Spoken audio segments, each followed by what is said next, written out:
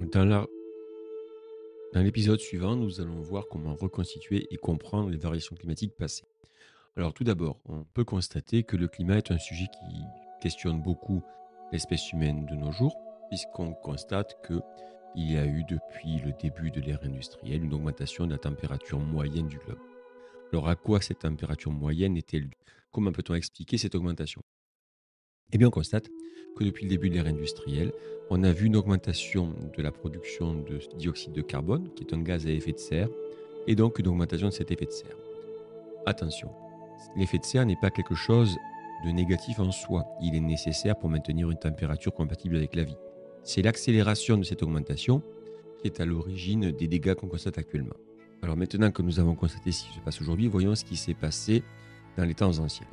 Nous allons nous intéresser à ce qui s'est passé au cours des 800 000 dernières années. On observe, grâce à certains marqueurs, euh, des variations de température avec une alternance de périodes glaciaires et interglaciaires. Alors, quels sont ces marqueurs? D'abord, quelques effets locaux. Euh, Si on prend la grotte Cosquer, eh bien, on s'aperçoit que c'est une grotte qui, aujourd'hui, se situe sous les eaux. Et pourtant, on retrouve dans cette grotte la présence de peintures rupestres qui montrent que l'être humain y accédait, alors qu'à l'époque, il n'y avait pas de scaphandre autonome. On voit que ces peintures montrent des représentations d'êtres vivants qui sont caractéristiques de milieux beaucoup plus froids.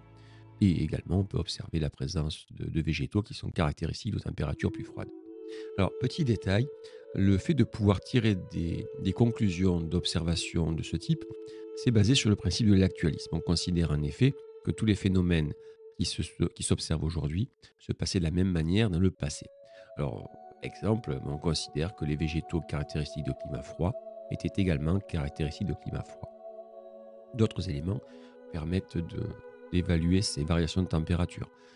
D'abord, la présence des roches glaciaires comme les moraines, qui montrent les endroits jusqu'où les glaciers descendaient et qui montrent que durant certaines périodes, eh bien, les glaciers étaient beaucoup plus étendus. On peut également observer un facteur qu'on appelle le delta O18, euh, que l'on va retrouver dans les glaces et dans les sédiments. Alors, qu'est-ce que le delta O18? Eh bien, on constate que il existe plusieurs isotopes du dioxygène, on peut faire la même chose avec l'hydrogène, notamment un isotope 18 et un isotope 16.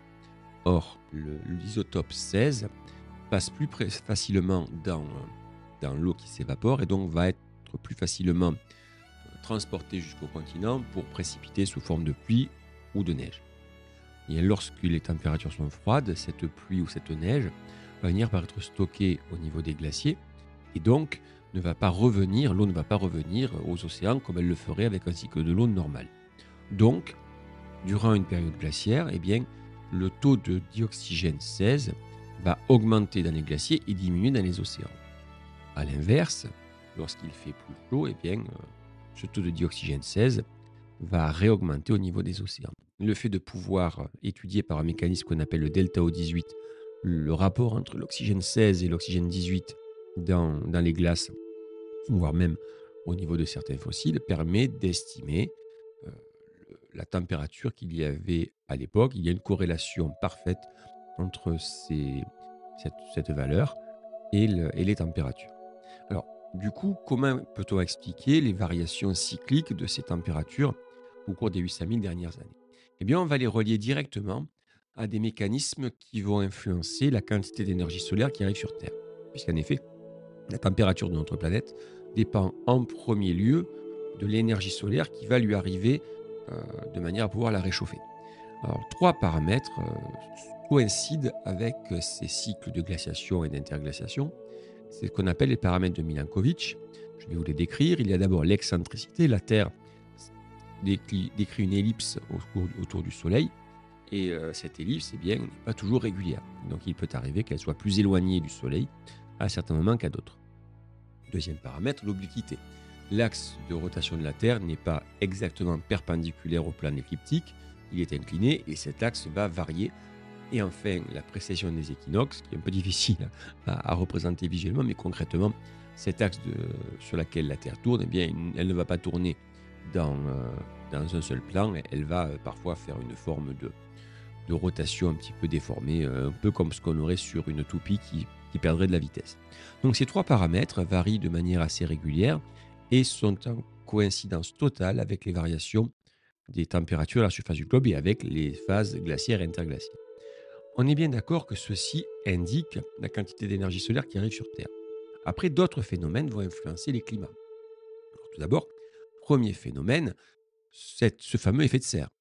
Lorsqu'il y a beaucoup de dioxyde de carbone dans l'atmosphère, eh bien, lorsque la Terre est réchauffée, elle rayonne en infrarouge et ces infrarouges vont être renvoyés vers le sol, ce qui fait qu'on va avoir un maintien de la température. Alors, un constat assez facile à faire, lorsqu'il y a des nuages, eh bien, souvent le matin, il fait moins froid que lorsque le ciel est dégagé. Un deuxième paramètre va être l'albédo. Notre planète est recouverte d'un certain nombre de couleurs. Alors, exemple, les glaciers sont blancs, les océans sont bleus, ouais, rien d'extraordinaire. Eh bien, il se trouve que certaines couleurs réfléchissent plus l'énergie que d'autres. Et notamment, le blanc des glaciers va réfléchir plus l'énergie solaire que le bleu des océans. Donc, lorsque l'énergie arrive et qu'elle est réfléchie, eh bien, elle ne va pas être absorbée. C'est un pléonasme. Ce qui veut dire que si elle n'est pas absorbée, elle ne va pas participer au réchauffement de la Terre. Et donc, on va avoir moins de rayonnement infrarouge. Donc, au final, plus l'albédo est élevé, c'est-à-dire plus le rapport énergie réfléchie sur énergie reçue est proche de 1, ça ne peut pas dépasser 1, ça ne peut pas descendre en dessous de 0, plus il va faire froid. Et l'albédo est élevé lorsque les glaciers sont présents. Ce qui permet de dire, plus il fait froid, et inversement, lorsqu'il y a moins de glaciers, eh bien l'albédo va être plus faible, plus il fait chaud, plus il fait chaud. Nous allons voir qu'au cours des temps géologiques, certaines périodes ont été caractérisées par certains phénomènes qui se matérialisent par des augmentations de température ou des diminutions de température. Alors, prenons le temps à rebours. À l'échelle du Cénozoïque, une période qu'on appelle également l'ère tertiaire qui commence il y a 65 millions d'années, et si on prend les 30 derniers millions d'années, on observe que le delta O18 des carbonates, les carbonates tout simplement sont les fossiles qui vont donner le calcaire, montre une baisse moyenne de la température du globe. Qu'est-ce qui peut expliquer cette baisse de la température? Eh bien, on constate dans le même temps qu'il y a de fortes orogénèses, c'est-à-dire de fortes fabrications de chaînes de montagnes. Or, une orogénèse, eh bien, ça va augmenter l'altération des roches. Plus le relief monte, plus les eaux des précipitations vont venir agir sur les roches, et notamment des roches qu'on appelle des silicates. Or, il se trouve que lorsque ces silicates sont altérés, en présence de dioxyde de carbone, eh bien, le dioxyde de carbone va être piégé et donc va être transporté jusqu'aux océans et donc va être stocké dans les océans sous forme de fossiles. Dans ce cas-là, comme ce CO2 est piégé, eh bien, le taux de CO2 va diminuer et donc l'effet de serre va diminuer également. Or, qui dit un effet de serre plus faible, dit une température plus faible. Un autre élément va être à l'origine de cette baisse de température. On s'aperçoit dans cette période que le continent antarctique a été isolé des autres. Et donc, s'est formé autour de celui-ci ce qu'on appelle un courant circumpolaire. Un courant froid qui tournait autour et qui a accentué la formation des glaciers. Donc, glacier très important au niveau des pôles. Et comme je vous l'ai expliqué au niveau de l'albédo, qui dit glacier important dit albédo élevé, qui dit albédo élevé dit baisse de la température. On peut donc associer les températures froides de la fin du Cénozoïque à 3 phénomènes. Une orogénèse importante, ce qui a tourné les Alpes, qui va se caractériser par l'altération des silicates, donc un piégeage du CO2 et une baisse de l'effet de serre. Une modification de la circulation océanique avec un courant qui va tourner tout autour du continent antarctique. Et enfin, un albédo qui augmente et qui donc va accentuer encore tous ces phénomènes. Si on s'intéresse maintenant à une autre période qui est le Mésozoïque, là par contre on va avoir des températures qui sont beaucoup plus chaudes. Eh bien, on constate à cette époque qu'on va avoir une très forte activité au niveau des dorsales océaniques. On peut l'observer parce que c'est à cette période que se fabrique une grande quantité de lithosphère océanique. On constate également que certaines roches que l'on va retrouver, notamment au Crétacé, les évaporites, les bauxites et les latérites, sont caractéristiques de climats chauds à des latitudes où normalement elles n'auraient pas dû être présentes. Là encore, on applique le principe d'actualisme. Donc ces indices montrent qu'il faisait plus chaud au Mésozoïque. Eh bien, à quoi est-ce dû? Tout simplement lorsque les dorsales fonctionnent avec une plus grande importance, lorsque les poils chauds également, qui sont d'autres types de volcanisme, sont plus importants, eh bien, ils rejettent beaucoup de CO2. Et qui dit beaucoup de CO2 dit effet de serre élevé, et donc augmentation de la température, et donc également disparition des calottes glaciaires. C'est une période où il n'y en avait pas. Vous comprenez bien que dans ce cas-là, l'albédo va avoir l'effet inverse, c'est-à-dire que plus il fait chaud, plus il fait chaud. Descendons encore un petit peu plus dans le temps et allons au Paléozoïque, l'ère primaire. Alors là, on retrouve encore un phénomène qui est caractéristique, des caractéristiques de climat froid. Alors, à quoi peut-on associer ce climat froid? D'abord, on l'identifie par des traces de roches qui sont caractéristiques de glaciers alors qu'elles n'étaient pas aux latitudes auxquelles on a l'habitude. Euh, donc tout ceci permet de montrer qu'il faisait plus froid.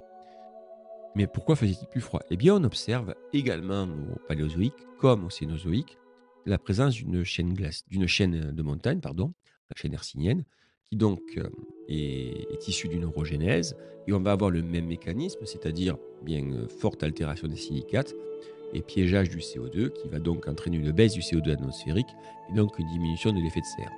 Va se rajouter à cette période une intense production de pétrole et de charbon. Or, que se passe-t-il lorsqu'on produit du pétrole et du charbon? Eh bien, tout simplement, le dioxyde de carbone, qui avait été fixé par la photosynthèse, normalement, devrait revenir à l'atmosphère par la respiration. Les végétaux se décomposent. Donc, les micro-organismes respirants, ils auraient dû décomposer cette matière organique. Mais, lorsque le charbon et le pétrole sont piégés au niveau de leur réservoir, eh bien, le CO2 diminue encore plus, donc baisse encore plus importante de l'effet de serre, c'est-à-dire formation de calottes glaciaires, et vous avez compris, bien entendu, un albédo plus important, et je reviens sur la phrase importante, plus il fait chaud, et là en l'occurrence, plus il fait froid, plus il fait froid.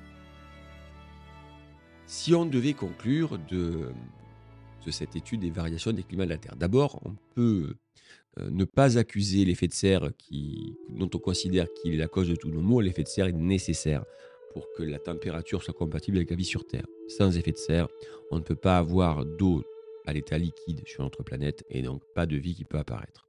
Toutefois, l'être humain, par son rejet de substances polluantes, par le fonctionnement de ses usines, de ses moyens de transport, va augmenter cet effet de serre assez rapidement en rejetant du CO2 et du méthane notamment. Le CO2 pour les usines et puis les véhicules, le méthane, le classique paix des vaches.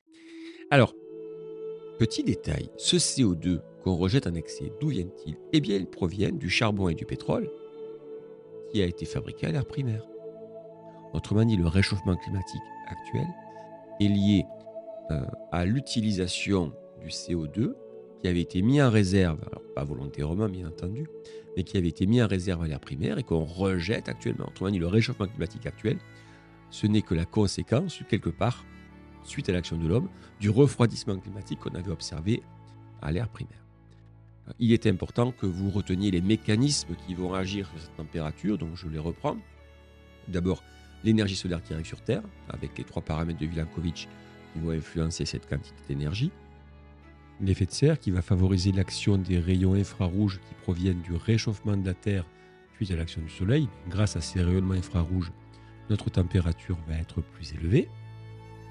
L'albédo qui va faire en sorte que l'énergie qui arrive, bien plus elle est réfléchie, moins elle va provoquer un réchauffement, et au contraire, donc albédo est importante, et au contraire, plus elle est absorbée dans les couleurs sombres, plus l'albédo sera faible. Donc là, pour le coup, un réchauffement, je répète, donc albédo élevé, refroidissement, albédo faible, réchauffement.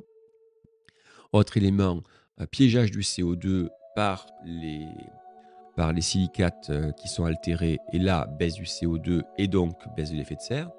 Piégeage du CO2 par la formation de charbon et de pétrole, et donc baisse du CO2 égale baisse de l'effet de serre. Et enfin, certaines circulations océaniques qui vont favoriser la formation de calottes glaciaires et donc un albédo élevé. Alors, bien entendu, tous ces phénomènes n'ont pas eu lieu en même temps. Je vous ai décrit tout à l'heure, pour chaque période, à quoi on pouvait attribuer leur baisse ou leur hausse de température. Voilà, c'était tout pour ce chapitre. J'espère que les choses ont été claires. N'hésitez pas à bien relier les indices qui permettent d'identifier la température d'une période. Je rappelle le delta O18, la présence de fossiles caractéristiques de climat chaud, froid, la présence de moraines. Et une fois que ces indices ont permis d'identifier la température, comprendre les mécanismes qui vont être à l'origine de ces variations de température, donc l'effet de serre, l'albédo. Tout ceci étant possible, bien entendu, parce que l'énergie solaire arrive sur Terre. Je vous remercie de votre attention.